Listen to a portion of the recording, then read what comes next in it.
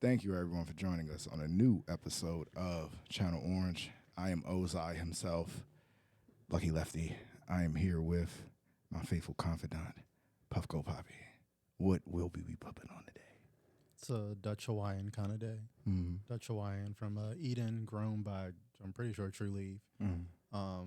Yeah, it's a glorious daytime kind of sativa. It's great. It's awesome. Okay, that sounds delicious. I haven't tried that one yet.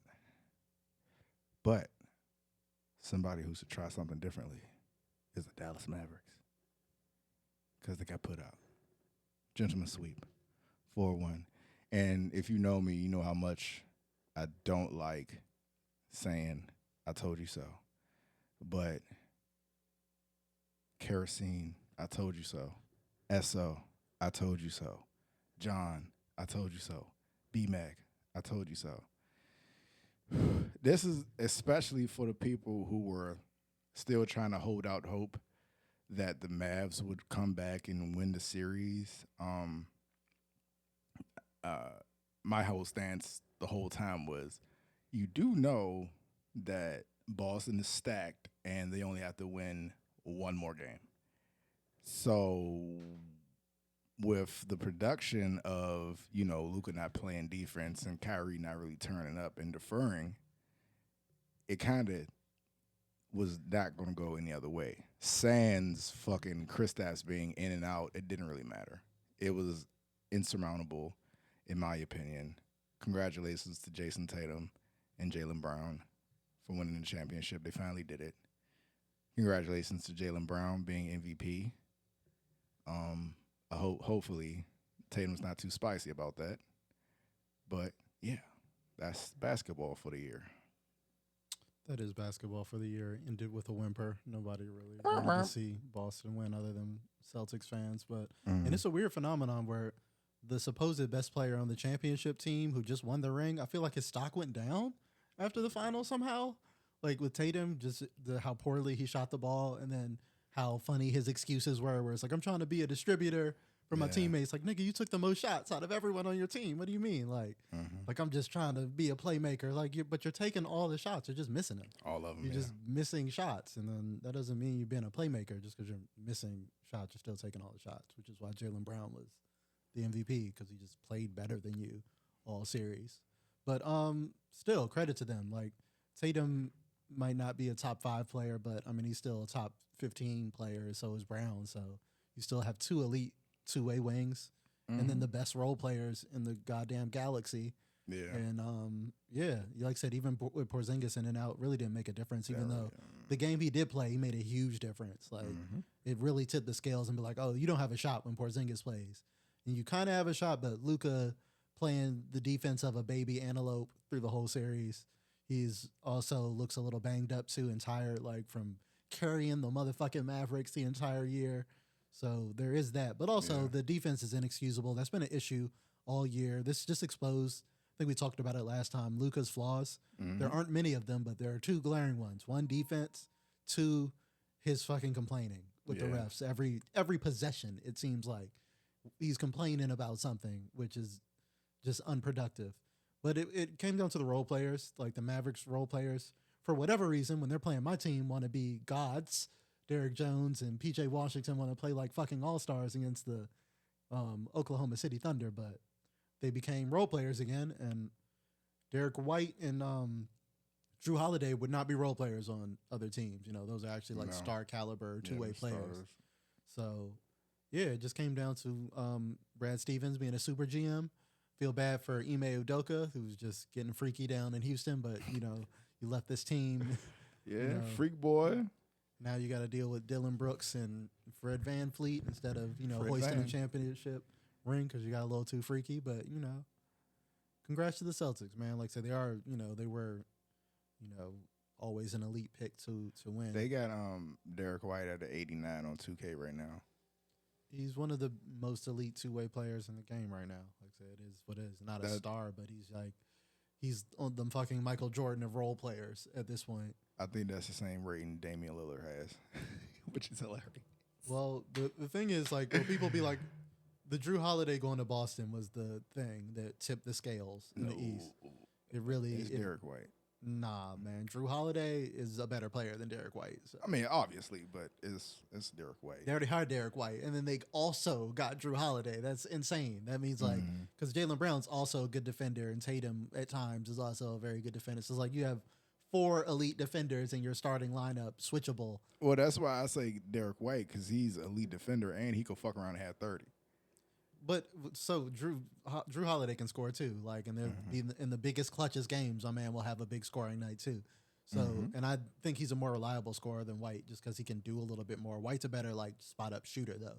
Like if you're just talking about just sniping 3 and D, Derek White's as good as it gets. So, yeah, just a premium role players. But again, people forget how good Drew Holiday is on both sides. Everybody knows about the defense. He's probably maybe the best perimeter defender in the game, but when he can give you 26 in a clutch ass game or something like that, on top of that defense, on top of being able to facilitate your offense at times and things like that, that is just a catastrophic mistake that the Bucks made. Trading him to Portland just for Portland to flip him to one of their craziest, competitors was just they didn't calculate that, and the Bucks fucked up. It's like, okay, we lose Drew, but giving Drew, or not giving him directly, but having him end up on the Celtics is what tipped the scales in the East. In my opinion, but it is what it is. It was a good season. The West is competitive. I think the West teams beat up on each other so much, like we just ended up with a bad matchup for the team out East, and they took away those lobs too. So like the Gafford Lively lob party was over. Like they really schemed against that to take that away, and then it really forced, with those lobs being gone, it forces Derrick Jones or PJ Washington to make shots. Like you gotta knock them shits Oh my down. God, I'm sick of fucking Derrick Jones trying to shoot threes. Yeah, that's what you want. You're giving him that. So and he was hitting him in some series. Never ever put the ball on the floor. Yeah, in some series he was getting it. And I was gonna say the Thunder had the same game plan, but they were splashing them Jones for whatever reason. But the luck runs out eventually, especially when the role players are not going to be as consistent. So like, do you understand how confusing it is for Derrick Jones to put the ball on the floor when you got 2 of the best ball handlers on the team, like Kyrie and Luka? Like, why are you even touching the ball? That shit was blowing the shit out of me, dog. What was it? Game 3 and game 4 and 5 when Kyrie was deferring, standing in the corner. I'm like, bro, you got to go get the ball, bro, because if not, Luka's going to get trapped. He's going to give it to Derrick Jones Jr., who can't really, let's just face it, he can't really put the ball on the floor like that, and he's not the best shooter. And then you got P.J. Washington trying to create, but I kind of like him creating more than Derrick Jones, but it's still a bad possession, especially in that situation. That's why it ended up being like Josh Green is an option. They're looking for they had Kleber out there who couldn't shoot, so he was oh my God, pretty he should useless. not get minutes in the fucking playoffs. Kleber, come on, man. So they might be down a piece. Tim Hardaway completely non-factor, except the game they were up by like 1 million points, and then he shows up like 13, I'm here. 38 million a year, I think. Yeah, so they got to get off that money. Not giving you enough for that contract, so they could definitely use probably a wing or some straps. God damn it, some straps. They need some straps. Derrick Jones is a good defender, but like I said, then you got to deal with the offensive limitations there. Like I said, if Josh Green is some sort of answer, but maybe not. I don't know. I don't know what you do. I don't think so. If they get at least one, like, they would be. I know y'all would never give them up. If they found a way to get Lou Dort, that would turn this fucking team completely around. But y'all not giving him up. He's too good. He's too good to let go. He's the Drew Holiday over there. That nigga straps over there. Nah. You definitely need Lou Dort. He ain't going nowhere. Yeah, they need some defenders. They need a few defenders, man, and probably one more shot creator, and then they'd be all right. Yeah, like I said, I'm optimistic for my team. I'm a little frustrated in the Thunder season because I felt like we could have gotten further if they tried. I feel like Gordon Hayward was not the swing you needed to take at the trade deadline. What I begged didn't for, even touch the floor in the playoffs. Prayed for Daniel Gafford because I was like, we need the size. Then the Mavericks get Gafford, and then they smack us with Gafford. Yeah, so it's just like in the size, we could not overcome the size. So I was like, fuck. That was the move I begged, but they were just like, wanted to see how far the team could get because we're ahead of schedule. So like now I need to see an aggressive push. See a lot of people have us linked to Zach Edey. I wouldn't be mad if they traded up for Donovan Clingan. It's like I want size. Like the Thunder need someone bigger than Chet is more reliable on the boards. And then we're good. Like I don't think Thunder need anything else. Like they just need some size. Yeah, they need size. Maybe get off of Josh Giddey. Josh Giddey just proved that he couldn't really fit in this system. And, you know, when it counted, his minutes dwindled to fucking nothing in the playoffs, basically. Yeah, then you had the whole championship, you know, Mishigosh with Jason Tatum using everybody's catchphrases and shit.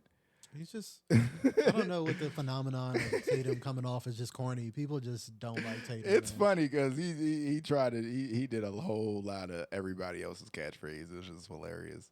Like you're kind of looking for the, what is those old commercials back in the day where NBA happens? You remember that shit? Yeah, you know, with the soundtrack in the background. trying to create one of those moments. Yeah, I can see what he's doing. But when, you know what I'm saying, when they got the championship, I'm pretty sure they felt a sense of euphoria, didn't they? I mean, is this a segue of some sort? Like, you can't, you know what I'm saying, can't let the audience know that was a segue. That was a meaningful segue. I try to put it together as good as I can. But last night, I talked to B-Mac earlier, right? We usually converse about all the happenings in hip-hop as soon as they happen. And I was trying to decide whether or not last night, did we witness, because we already witnessed Drake's funeral. Now, was this the taking the body and putting him in the ground, or was this the repass? And we both decided that this was the repass, because repasses are a celebration of life. And this was the biggest celebration I've ever seen in my entire life. West Coast is up. Kenny done did the show. It was an amazing show. Broke the internet. The biggest.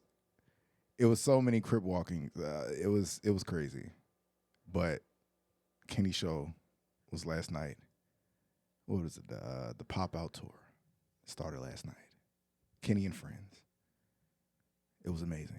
We saw Absol. We saw Tizo touchdown. Was he there? No. We saw what's that guy named? Steve Lacy, who I didn't know was from Compton, which is hilarious. We saw Tyler. We saw J-Rock. We saw Schoolboy. We saw Russell fucking Westbrook. We saw DeMar DeRozan.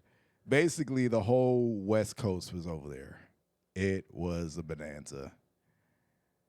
And he started the show with Euphoria, which is an amazing song to start a show with, especially from the beginning. Set the tone. Set the tone. It's like that little dribble move niggas try to put you to sleep with before they attack. That's what it was. And then, you know, goddamn Not Like Us 5 times. Five times. You start with Euphoria, then you play all the hits that the Drake fans claim you didn't have. Like, you don't have no fucking hits, you don't have the fucking album. The Drake fans are fucking crazy. Kendrick got hits, bro. Come on, bro. What is going on? So then he plays his collection of fucking hits, and then it's Not Like Us to a quintuple encore? Is that a quintuple encore? I've never even seen anything like that. Fans want, like, play the same shit again. Again.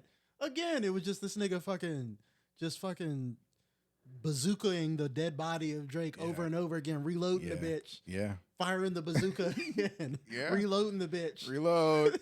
It's like, all right, bro, it's over. Run it again. And niggas fucking just crip walking their lives away, bro. He united gang culture. This man threw Hatechella, and it was a smashing success. Eventually, he was like, hey, y'all want it again? Y'all perform it.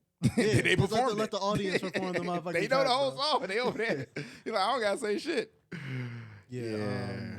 This is an unprecedented whooping that I've never seen. This is an ass whooping. Man, unified gang culture.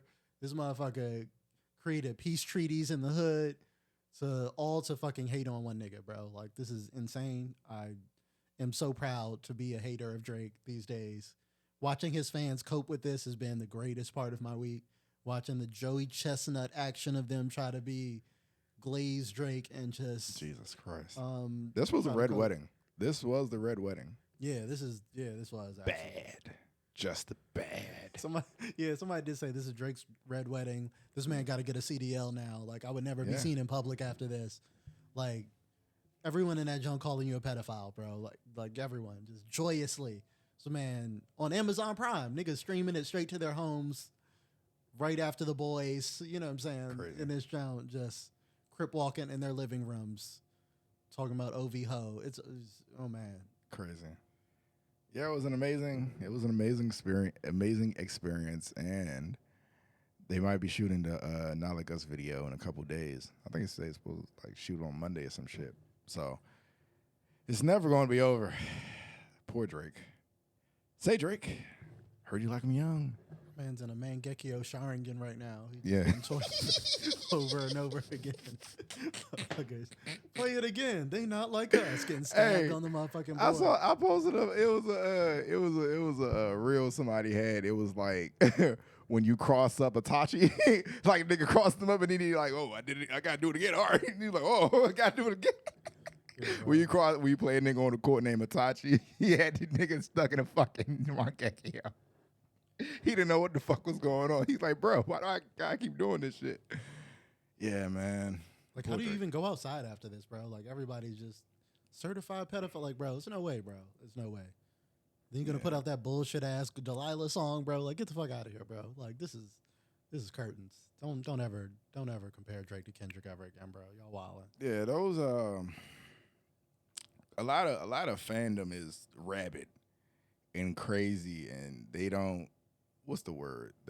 What's the word for people who can't see reason? Like, it's just dick riders. Yes, fanatics. To say Kendrick ain't got hits, like, nigga, this wouldn't have been a great battle if Kendrick didn't have hits. Who the fuck said Kendrick don't got hits? What the hell is going on here? These niggas are crazy, bro. The Glazers. The Glazers. Oh my God, that is crazy to say Kendrick don't got hits, man. But whoo. The last of Kendrick is only doing this to stay relevant. Like, he's been relevant, bro. He's been relevant. Man, just put Drake in the fucking dirt. Like, I don't know what else you want. I've been hearing the word Ja ruled going around. Like, it's worse than did he Ja rule this nigga? Is the point where Drake will just never be considered cool again unless you're just the dickiest of dick riders? Like, I don't know. We're gonna see. It's different from Ja Rule and 50 because they're both from New York. This nigga got the whole fucking California that's true. on his ass right now. Somebody made a great point that just Drake can't recreate this. He couldn't. He couldn't do this in Toronto. You couldn't do this anywhere. If you can't do this in Toronto, you can't do this anywhere. Because I saw some Drake fans like, oh, he could do this in Houston. You gonna be posted up in somebody else's city? Fuck no. Like, you're not like, nah, bro. Like, where are you gonna do this to get this type of authentic cultural love that is specific to a region? Like, Drake can't do that because all he does is appropriate sounds from other regions. Like, he doesn't have a sound. He doesn't have a culture. He's a culture vulture. That's the whole argument around him. So it's like, yeah, this is a absolute L for Drake, like a devastating, catastrophic L, because it's like, you can't respond to this. There's no way that you can't. There's no Drake equivalent to this. It would be like Sexy Red and fucking Yachty would be the only niggas in that bitch. Like, it just wouldn't have the same, and it wouldn't have any cultural authenticity to it. So it's just like, yeah, you're cooked, bro. Man had all of Compton up on your shit. It's over. Crazy. Yeah. Speaking of people getting cooked, those people in basement level 6 got cooked up by Homelander. I mean, there was no other way that could go. I'm like, they were just waiting to die anyway. It wasn't no way he's going to let anybody live in that fucking room. I mean, he did. He left somebody alive. Kind of. Fucking kind of. If somebody goes down there, kind of. He left a witness. Witness what? A lot. I guess she witnessed a hell of a lot. Bro, if nobody comes down there, she's toast. It's done. And you're stuck in a room full of dead bodies. It's crazy. We're talking about The Boys, everybody. The Boys are back in town. Another great episode. All the people to say The Boys' numbers is down, lower rating on Rotten Tomatoes. I'm like, okay, cool, that's great. Those are some same fucking Star Wars fans, bro. Same niggas. Like, it's still great. I still have no qualms with it. And there's a bunch of shows that niggas have stopped watching because it's turned ass. But this is season 4 and it's still this great. The performance by Anthony Starr as Homelander this episode, Great. transcendent. Great. I can't even see anybody. I can't even see him playing anything else besides Homelander at this point. Transcendent. This was a great episode for him. Like we discussed before, Frenchie's storyline is kaput. I'm done with that storyline. Yeah, Frenchie or A-Train are gonna die. Like they gotta die. A-Train's gonna die. Yeah. As soon as he shook Huey's hand, I just felt like that's the end of your arc. Yeah, that's the end of your arc. Like, you got the character development. You're a good guy now. You could die now. Yep, Homelander's gonna find you by the end of the season and figure out who the rat is. Yeah. And shorty that took a shit in Homelander's little apartment. Very funny. You're gonna die too. I mean, actually, In a hilarious way. You're gonna die in a hilarious way. Because Homelander is a psychopath, and you're forgetting he's fucking Superman. He could probably tell when somebody's been in my fucking spot. I can smell A-Train in my fucking spot. Why were you in my house, you bitch? Like that's basically what's going to happen next episode. He's just going to find out. If he cares, I don't know. He's going to care. He's going to care because he's big on control and people being scared of him. So he's like, bro, like if you're not scared of me no more, I have to either try to scare you or just kill you. Because he doesn't like people not being scared of him. We talked about how this surrogate teacher, you know what I'm saying, she was kind of like Stan Edgar because she's not scared to like talk to Homelander like he's a human. And that was refreshing because we don't have, Stan Edgar anymore. So it's refreshing seeing somebody actually like be honest with Homelander and be like, yo, you're a fucking child. That's why you seek attention and approval and love from everybody, because you're a child. And you're programmed that way. Yeah, that's a big plot point in the comics of like the contingency plan for Homelander. Because it's just like, who can stop him if he just decides, fuck everybody, and I want to do whatever I want. And I think the show's way of doing that is a lot more interesting, like you said, of being more psychological, of being like, yeah, we knew, even from a baby, like, you could have killed us all, but like, we just made sure you had a need for love and affection like a human. Like you said, we had brought in, like she said, the best psychologists in the world to make sure we planted that insecurity deep inside your psyche to the point where it's like, we're confident. That's why I like that character, like the one that he left alive. Was very similar to Edgar. It's like, I'm not afraid of you. Like, she's the only one that's like, let's talk, bro. And he's the only one that he kind of respected, where he's like, all right. He kind of leaves people alive who we respect. He never touched Edgar either. And that nigga, he was a bar that nigga up. Yeah, that's what I'm saying. It's the same thing where it's like, it was like this psychological control that he had over it. Same with Stillwell in the more freaky deaky way, but like the psychological control you have over Homelander, because like there's no kryptonite in this world. There's no easy off button to stop Homelander. So it's like, how do you stop a childlike maniac who has all powers? Like, because he's a child, like you said, and you would control him the same way you would a child. And it's like with his egos and insecurities and, like I said, his need to be loved. And if you become a world, Superman, evil Superman type of monarch, you won't be loved. People won't love you. And like, so that's always kept him in check. And I thought that was also just a really interesting how she was just like, I'm not afraid of you, bro. Like, you could kill everybody in here. It's not going to do anything, bro. Like, that's not going to help you be loved by anybody. And he's, like I say, didn't kill her. It's just like, fuck, you're right. But I will call these people for, his own vengeance and pettiness to get revenge on the people that, gave him such a traumatic upbringing. So it was like, I mean, just a great episode for Homelander. Yeah, just a great, like I said, Anthony Starr just really killing the unhinged Superman aspect, especially this season in general, of just like making everyone afraid of him, like being so unhinged where it's like, this guy will kill me in a second. And, I don't know what he's on. What do you think about a theory that Huey's mother isn't there and he's hallucinating? Nah, I mean, his mom's definitely there. There's other people interacting with his mom, like the doctor and stuff like that. But there's definitely something up with his mom. Did his mom put the V in his That's head? what I didn't notice it at first, but because it looked like Huey put the Joan away. Yeah, when she came in, and then the dad still ended up with some V. So like, it's definitely something shady going on with the mom. She did it. She definitely did it because she works for Vought. Yeah, too. She works so for it's Vought. like So she know what it is. Ain't like she don't know what the fuck it is. So yeah, so it's definitely something shady going on with Huey's mom. That's interesting. I have no clue where they're going with that because I don't remember that being a plot point in the comic at all. And what else we got? Another lobotomy. Yeah, you're right about the lobotomy theory thing. So that's cool. Yeah, I was wondering how that worked, but it's just like, okay, so she does have some sort of regenerate. Her brain regenerates. That's the only part that regenerates. So yeah, that makes sense. That's probably going to be how they beat her downfall. That she hates being so smart all the time that she just wants a couple hours to be dumb per day just to not be her. It's like lonely being that smart. So I guess that's the whole thing. Is like being that smart would make you lonely. Everybody else is fucking idiot to you. You would be annoyed by that. So it would be nice to just escape that for a couple hours per day. So it's like, okay, that makes sense. So that's probably going to be the way they defeat her because she is running. She's basically the main villain of the season. She's manipulating all the events and she's cooking Starlight right now. So yeah, man, it's like Firecracker does not have hands, and it's a little shocking that she just got her ass whooped like that. Like you kind of, especially in a situation, you probably are going to get into some fisticuffs posting up outside Starlight's, you know what I'm saying, agency or whatever. But she got it. No, matter of fact, that could have been orchestrated.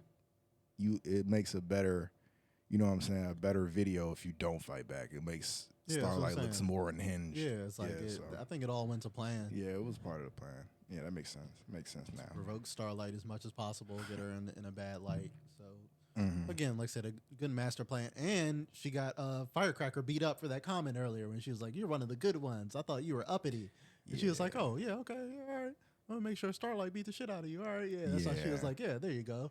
Yeah, I was watching. I was perfect like, plan. It's like that's racist. Yeah, it's like my plan went to fruition, and I got that white bitch beat on for that's probably why she ain't say nothing about it. She's like, "Oh, I got something for your ass." She was like, "Okay, my plan involves you getting fucked up." That's what's up. Yeah, I feel you. Yeah. The Chemical storyline at this season. I'm not really feeling it as much. Like we're going back to the guiding light and whatever's going on there. It's like her speech therapy and all that. I'm sure she'll say something by the end of the season. Yeah, she's probably gonna say something by the end of the season. What else could we take away from this episode? We already talked about Huey. Butcher. I mean, his whole still blackout tripping thing. out and shit. He's had a liability. Yeah, like a Moon Knight moment that we had here. Where he black out. We miss what actually happened, and he don't know what's going on. So apparently he does have powers. He just doesn't know what they are. And somebody on the internet is intimating that he's a superhero now. Like it's like he doesn't have to take V anymore. Like he's an actual superhero, but he's still dying type shit. Yeah, because he said he took the regular V to see if it could heal him. So he probably got powers from the V mixed with the temp V. Probably did something that's probably having some. Oh, he took regular V too? Yeah, that's what he's talking about this episode. Remember? How did he get regular V though? He said he stole it from Frenchie.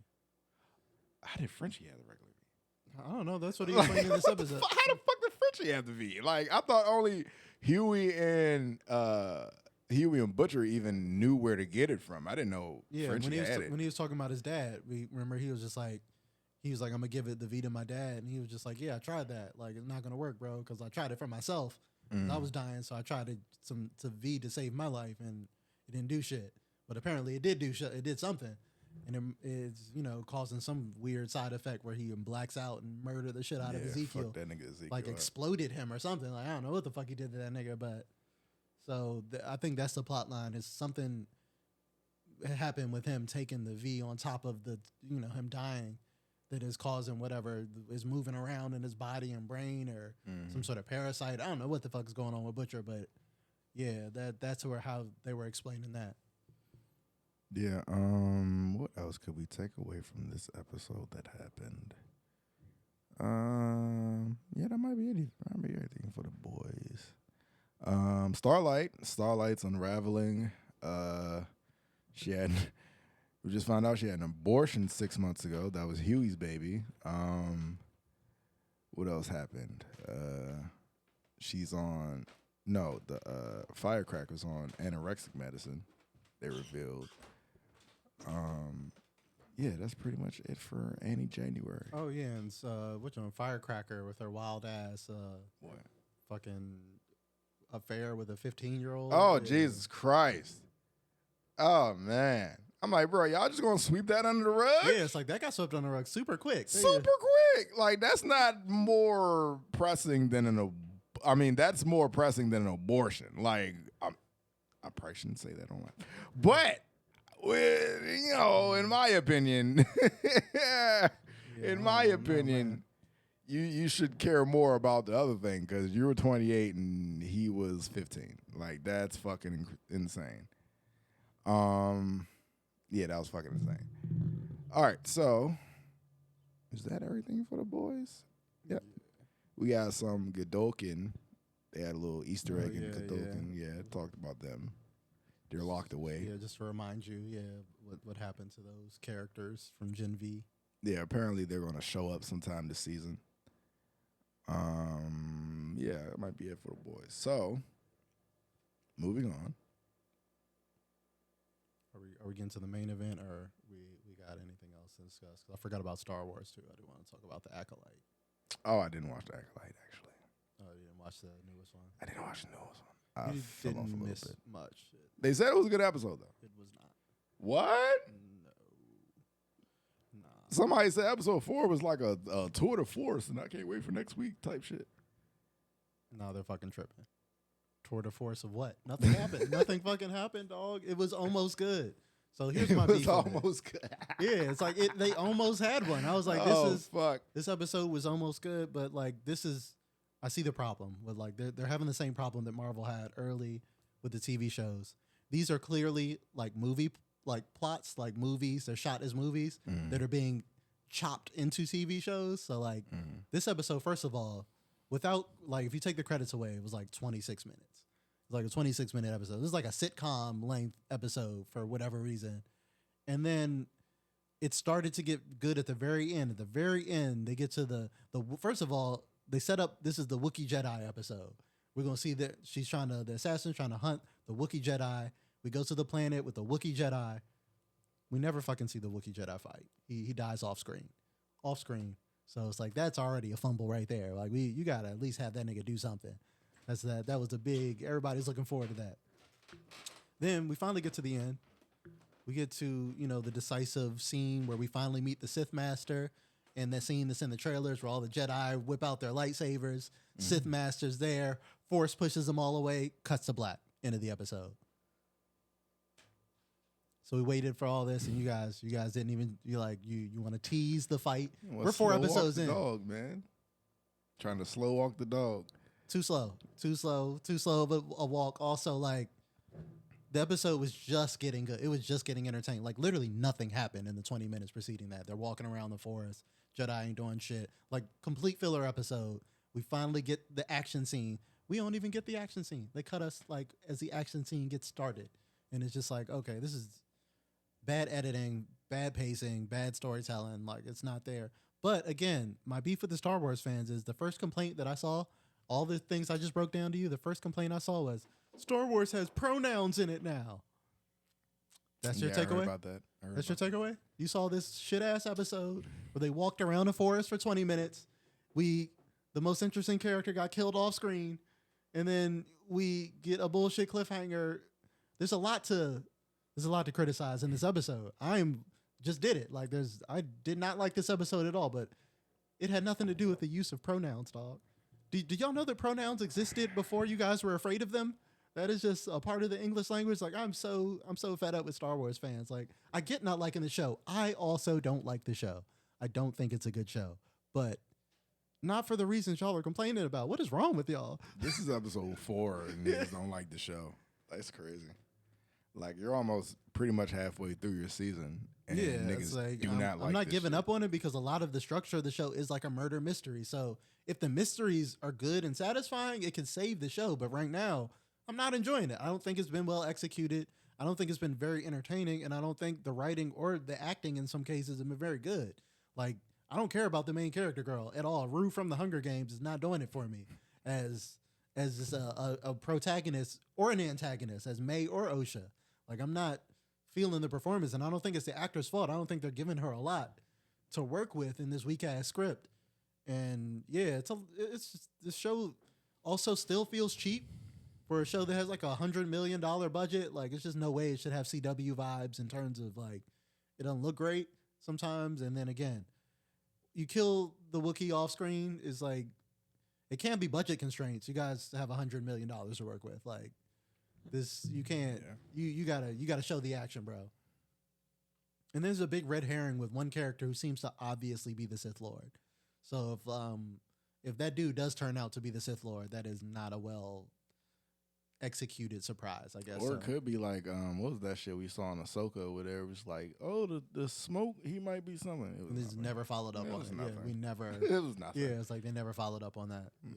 It was nothing. It was some smoke. And again, Ahsoka felt like that too. It's like this would have been a bomb ass movie, but you chop this up awkwardly into like weird episodes. Then it just ends up feeling empty. Yeah, just a disjointed, like filler padded movie, because like it could have just been a tight 2.5 hour 2 hour script, and some executive said this needs to be 6 hours or 5 hours or whatever, so stretch it out so it's like a long unedited movie, but then we chop it up into a Frankenstein to try to make it fit into 6 hours. It's not good. So that's my beef with the Acolyte. I don't think it's complete lost cause, like I said, because depending on how the mysteries end and how they answer some of these questions could vastly improve the show, but the execution ain't there. It just is not there. They're not feeling. Again, I want to give the show a proper chance, but we're about halfway through.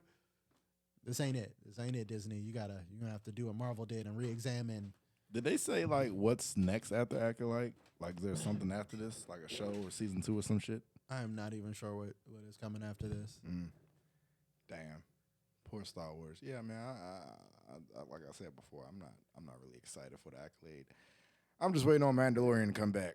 And even that last season wasn't good, man. That last season of Mandalorian, we got a Lizzo Jack Black episode and shit. It's pretty whack compared to the first 2 seasons of Mando. So again, like outside of Mandalorian, Andor has been the only outlier. Andor has been their X-Men 97 of just, this has no business being that good, but this is outrageously good compared to everything else they're pumping out. So that's the only thing that really kind of gave me any hope is Andor, and we got one more season of that, and then God knows where we're going with the Star Wars IP.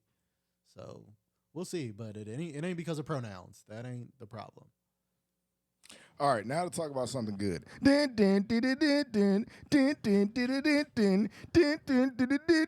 It's time. Good Old Thrones, Episode 1, Season 2. A Son for a Son. Ain't nothing like being back in Westeros, man. Blood and cheese. So, before we get started breaking down on the episode, CJ, I know you like to stick close to the source material. So, how is this supposed to go down? Where did they go wrong? Yeah, a lot of people are a little disappointed with how they did the blood and cheese. I think they still got the point across, but there were some differences in the book that made it a little bit more brutal. I think they could have stuck a little closer to that. But you got to remember, the book is all about unreliable narrator accounts of stuff. So the show always has a liberty to make some changes. And I see what they're trying to do there to try to make it less barbaric, I guess, from Daemon.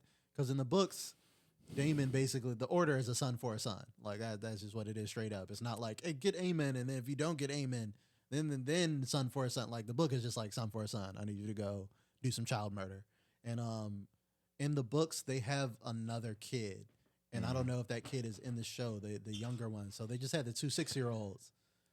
Question: did they kill the son that was at the council meeting? Yes. Oh, that's fucked up. Yeah. I liked him.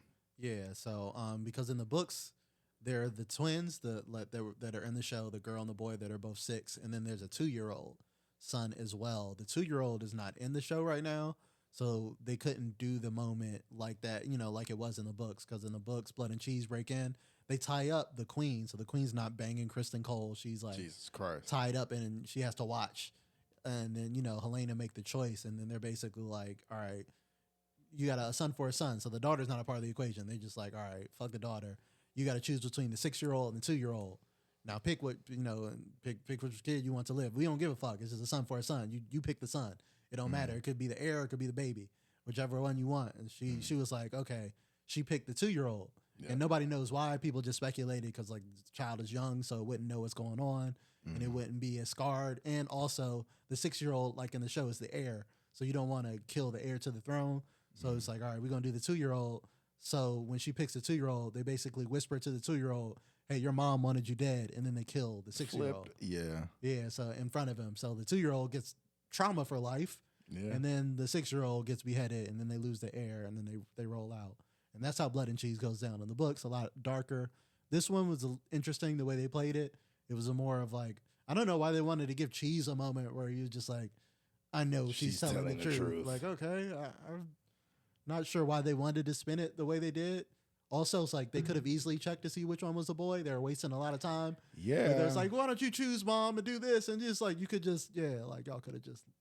We're murderers. We're not creepy. Yeah, it's like we don't want to be on no Drake shit right now. Right. So we freaky ass nigga, you a blood and cheese god. Yeah. Freaky ass nigga, you a blood and cheese god. Right. We just here for murder. We ain't on some freaky shit, man. So yeah, so it's interesting the way they played it. And then, like I said, Helena going to her mother's chamber to find her mom just wilding out and on some other shit. Look, man, I hate the Greens so much, bro. Like they're just.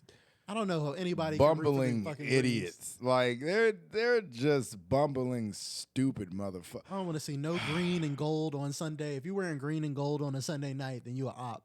It's all team black and red over here, bro. Like they tried to build them as, this is the fucking Avengers Civil War. Whose side you going to be on? No, there is no side That's to what take. I'm saying. It's like I feel like it's no way to. It's unsurmountable. Like they got Kristen Cole and Otto Hightower on the same side, bro. It's no way you can like these.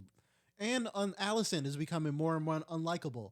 She's become more of a hypocrite. She freaking double-crossing Feet Boy, and now she banging Kristen Cole. Yeah. And all this drama, and now she don't even trust her chambermaids because she out here wilding. Why doesn't she trust her chambermaids?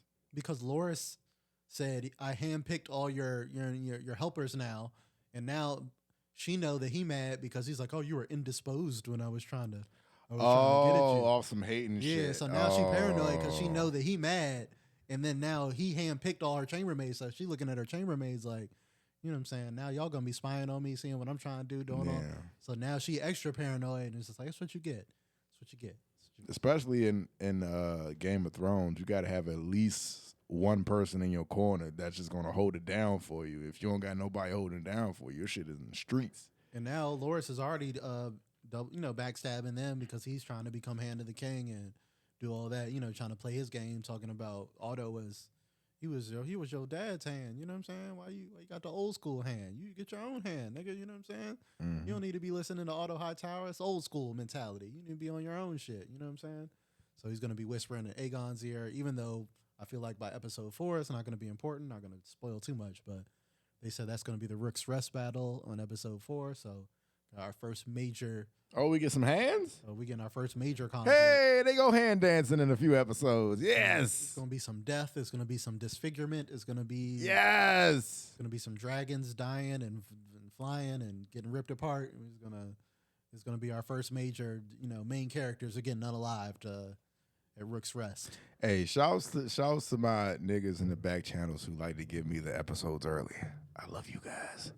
Yeah, shit, man. Like, I just want to see how episode 2 is going to start. Because, who the hell is that? Oh, that's Law. Is it open? Shh. He might be upstairs. Yeah, so, I am curious as to how it starts because the episode ended with Allison being freaky. So how's it going to start with Allison like, oh my God, my son just got his fucking head chopped off and I was getting some dick. Yeah, it also makes Kristen Cole look worse. It's like, you're the King's You're Guard. the fucking guard. Yeah, you're the King's Guard, bro. Like, bro, where were you doing while the royal son was getting beheaded, nigga? Niggas talked about, like, why were they, like, able, how were Blood and Cheese just able to traverse the whole castle with no guards around? Just nobody just... Well, they showed because, like I said, niggas were out getting drunk. Everybody was motherfucking getting drunk. Aegon was drunk, chilling. Aemon and fucking, whatchamacallit were getting drunk. Yeah, they was... Yeah, while they were planning their shit and Otto walked in on them. They were planning the Rook's Rest battle. That's like an Easter egg. Like, they're basically laying down what they're going to do at Rook's Rest to, get their first dub of the war. And it's like, all right. And it just shows that Aemon is he's more competent than his brother. Like even like his brother's over there getting drunk, but he's also getting drunk, but he's getting drunk on some battle plans. Like he with Kristen Cole, like we about to get busy. This is how we win the war. While Aegon's down there just chilling with his homeboys. He said he got like Sex in the City homeboys. Y'all, they just down there broing it up, getting drunk on the throne and shit. So it just shows you the difference between the brothers, and it'll become more important after episode 4, because like, I ain't gonna spoil what happens, but it's gonna be a big shakeup in the balance of power of the war. We're gonna be losing some major firepower. We also met some other really really important characters. Cregan. Yeah, Cregan's one of them. Very very important characters. They already said we're only gonna see this nigga that one time and then never again, which is fucked up. Well, not this season. Like he comes back later in the war, but like I said, he's just gonna give them for the first battle. He's gonna end up giving them, like I said, the Greybeards and stuff like that, the old Winterfell. But Cregan does come back in the war in a big way towards the end of the war. And the same thing with Hugh Hammer we met this episode. He's going to be important. The leader of the blacksmiths, who is going to the throne asking like, "Hey, could you like pay us? Because we need." Oh yeah, I knew that. I knew he was going to be important because I know that actor from he's Warrior. Too big of an actor. Yeah, he's from Warrior. That I told people to watch on Netflix.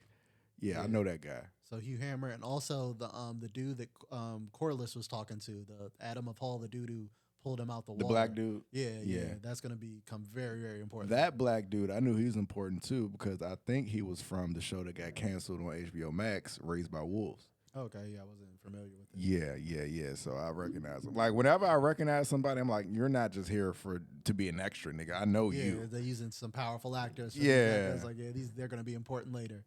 So, yeah, just how these great shows do, like Game of Thrones does, and its classic heyday is, introducing these players that'll be important like way, way later. You know what's more sad about the Greens is, I don't know, spoiler alert, but they just will never listen to Helena, and she be right about everything. Yeah, that's a change from the book. She's like a dreamer in the show, so she's like has these visions of prophecies and stuff. Like, she be calling all the plays down the middle, and niggas just look at her like she's fucking crazy. I'm like, no, nigga, that's the play. She just told y'all, I'm more scared of the rats. I just think she's crazy. What is she talking about, man? If somebody just sit down with her for 5 minutes, like, what did you mean by that? She probably would tell you, but y'all just think she fucking crazy. Yeah, man, blood and cheese. The Greens are fucking incompetent. I hate the Greens. I hope all of them die. Team Black. Rhaenyra gets one line in the entire episode. She didn't say anything in the entire episode. So, what did she mean what did she say? She said, "Get me Aemon," she said, or "Smoke Aemon." She said, "I want Aemon Targaryen." That's all she said. So that's ambiguous. Yeah, she left it ambiguous, and then my man Damon was like, "Bet, all right, that's all I needed to hear." That's what I like about this show, because the whole ambiguity to words started this whole thing. Yeah, that's what I say. They always leave like some wiggle room to be like, because this is how this misunderstanding happened. Yeah, because you thought he was talking about your son that should be on the throne. No. He was talking about his other son that should be on the throne from the other shorty.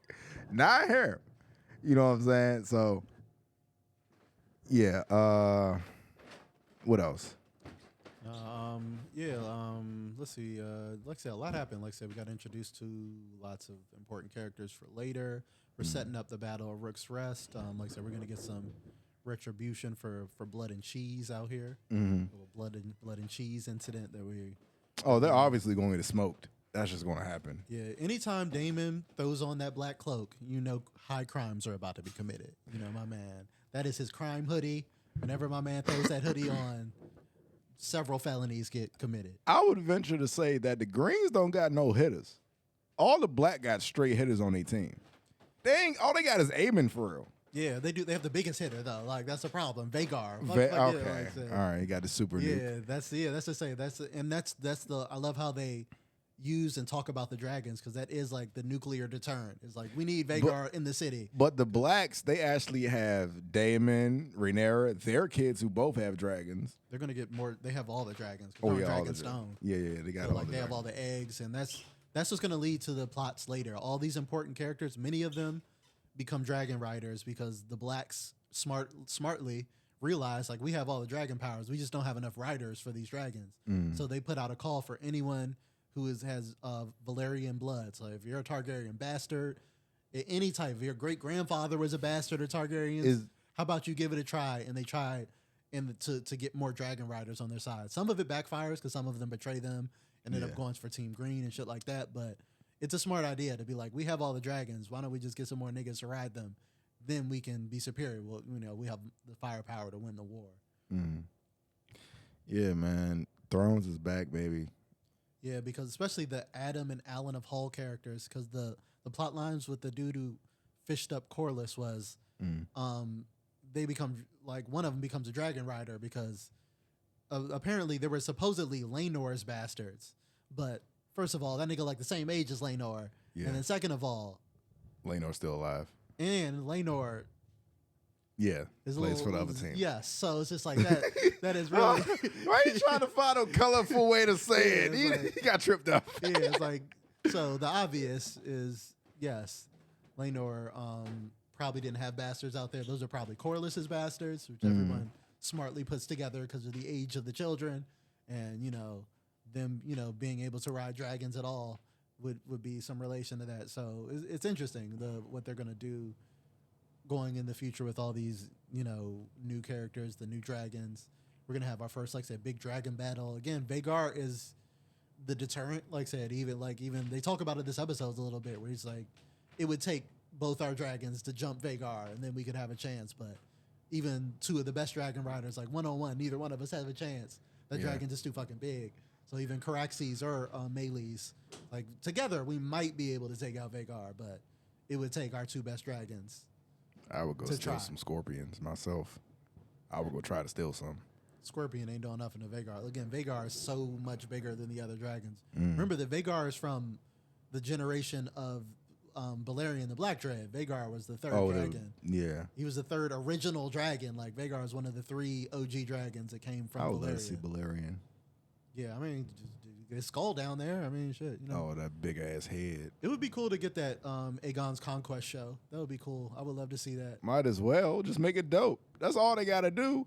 If fucking Star Wars come out with 3 different properties a year, they should be able to make all these spinoffs for Game of Thrones. Like Fire and Blood has got 4 seasons max and it tops at the pace that they're going. So they already announced the Knights of a Seven Kingdoms spinoff. So we're getting the Duncan Egg books, which are good. They're tall good. Nigga, Yeah, so like we're still getting that section, so they could do that all What? Can you explain that timeline? What is that show going to be about? It's about Sir Duncan the Tall, Brienne of Tarth's descendant, and it's about him and his squire going around having adventures in Westeros, basically. Sold. I'll take it. Yeah, it's awesome. The books I'll take it. Yeah. The books are awesome. A Game of Thrones RPG show? Let's do it. Yeah, it's a very cool. They're the series of books. The Knights of the Seven Kingdom, Duncan Egg books. They're good. They're just a different part of Westeros during a different time period, and just having side adventures with a cool knight and his dope squire. They're out here just doing shit in Westeros. Okay, it's dope. So it's like I'm for it. It is. They have some good stories in those books. Okay. Yeah. So Blood and Cheese. You niggas are crazy comparing Blood and Cheese to the Red Wedding. You're fucking nuts. That's just some internet shit to start conversation because it's not going to touch Red Wedding. I mean, it wasn't even that dope. This nigga, I mean, I know it's child murder, but it happened off screen. Everything else, they put a wolf's head on a body. Come on, stop. Just stop. Red Wedding forever. And we cared more about the characters that died at the Red Wedding. Yeah. Like, I don't really care. We really met that baby this episode. It's the first time they really gave us any interaction with the baby. Yeah, I was like, oh shit, they really cutting this nigga head off. Like, oh goddamn, you can hear the ripping, hear the knife cutting. I'm like, God, that is a sharp knife. Woo. Daemon got goons, man. Like I said, Daemon. That's also Daemon. We kind of didn't ask you to do that, especially when we wanted Aemon, not a 2-year-old. Like, who told you to do that? I know over there, like, nigga, what the fuck? Son for a son. I'm like, not that son. I want a nigga to kill, but not this one. That's a little crazy. I think that's why they left the briefing room in here, because in the books it's just straight a son for a son. But like I said, in the show, they make a point to be like, target Aemon first. Like, look for him. That's who we want. You know what I'm saying? But he's like, what if we can't find him? And then they cut away from the scene, and it's just like, so they want to give some ambiguity, but they really want to lead to also heavily hint that Damon was like, kill that baby, kill that baby. I don't care which son it is. Oh my Just make sure they lose a son. And again, that kind of leads to the escalation of the war. And again, just a spoiler for kind of the end of it. Like nobody really wins this war. Like it just is just a L for everyone. It's just like everyone loses at the end. Like most of the characters die or get imprisoned, or and then even though Rhaenyra's son ends up on the throne by the end of it, it's not like a happy victory. You know what I'm saying? Like Rhaenyra gets burned to death. The son is traumatized from the war and never becomes a good king. And this is all just the downfall of the Targaryens. This once mighty empire ends with a traumatized king and most of the dragons all dead. And that leads to, the Mad King and the downfall of the Targaryens, and why they don't have the power in Game of Thrones anymore. Why nobody's just like, they're just a forgotten house that gets exiled, and not the house that runs fucking everything because they had dragons and nobody else did. Well, we still have time for one of them to be the Mad King, or Rhaenyra to do some Mad King shit, because it's just a part of her bloodline. Rhaenyra just ends up becoming a sad and paranoid queen, because like over the course of this conflict, she loses more sons, and every time she loses another son, she goes a little bit crazier and gets a little bit more unhinged, understandably. But like her whole thing was protecting her sons through this, and she was not able to accomplish that, except her last son, that I believe is the son she has with Daemon, is the only son. Like all them strong boys don't make it out. Yeah, and the strong boys just don't make it out. Yeah, even Joffrey, even the little one that dies and stuff like that. So just like, so her losing basically all of her children, and she has to send the little one away. That's the one that survives is the one that gets sent away to Pentos and shit. So it's like she don't even get to raise that one because he gets sent away for safety reasons in the war, because he's the last like living son of the queen, and they need him to not be murdered like his brothers, who are all participated in the battles and stuff like that. So it just gets wild. Like it just continues to escalate and escalate till the point where it's just like, I don't feel good about any of this. Like nobody really wins. Like I'm Team Black, but like again, I would say technically they win the war, because again, if Rhaenyra's son ends up on the throne and whatchamacallit dies of his wounds, Aegon dies eventually of his wounds from the war. Wounds we might see very soon, not to be too spoilery, but my boy about to get cooked in this bitch at Rook's Rest, but he won't die. And but it will make him an ineffective king. Like he'll be a crippled king, and his dragon will be crippled for the rest of the war too. So they're gonna lose a dragon. They're gonna lose the king basically. Aemon is basically going to be the king. He's gonna be like the acting king, because like the king is fucking indisposed. He's been charred and recovering from that, and he's on milk of the poppy all the time, drugged out of his fucking mind just to not be tripping. So I'm gonna be running shit until his big ass duel with they get the cool nigga duel on top of the fucking the drip off. Yeah, they have a drip off. Yeah, the battle for who's the coolest nigga in history, basically. Nigga with the biggest dragon versus just the most evil nigga who is super cool though. Yeah, he's super cool. So yeah, it's cool. I think we're gonna get 4 good seasons out of this, probably maybe 3 or 4 seasons. Okay. Yeah, that's episode 1, everybody, of season 2. Yeah, we're back. You were fucking back. We're so fucking back. Oh my god, it's so bad. New intro too. Like the new intro. They got rid of the little bloodline thing. Gone through like a tapestry of Targaryen history, which I see although the channels have already started breaking down, but it's pretty kind of self-explanatory. You can see a lot of the stuff of like the council of when Rhaenys was supposed to be queen and stuff like that, and the different histories, and like some of the stuff we saw last season, like the beginning of the splits between the greens and the blacks with the little dress. She wore a little high tower dress and shit, and just all this stuff from important stuff in Targaryen history. So I wonder if it's going to update as we see more stuff happen, like the blood and cheese. Is that going to get added on there? Is there Rook's Rest, once that happens, is that going to be added to the tapestry of Targaryen history? It's interesting, but as long as they leave that song's a banger. Just don't switch the song. Y'all can change up the. Oh my god, they can't change the song. I need that the song would for throw every niggas year. off, bro. They play some. Like, what if they play somebody singing or something? Like, what? This ain't my Thrones. What the hell is this? Dune. Get that Dune lady. How the Doom movie start? Fuck out of here. That shit threw me off. I was watching Dune. I'm like, what the hell is that? Yeah, man. Thrones were back. Thank you, everyone, for joining us on a new episode of Channel Orange. I am Ozai. I've been here with Puffco Poppy. Tell someone you love them, gang.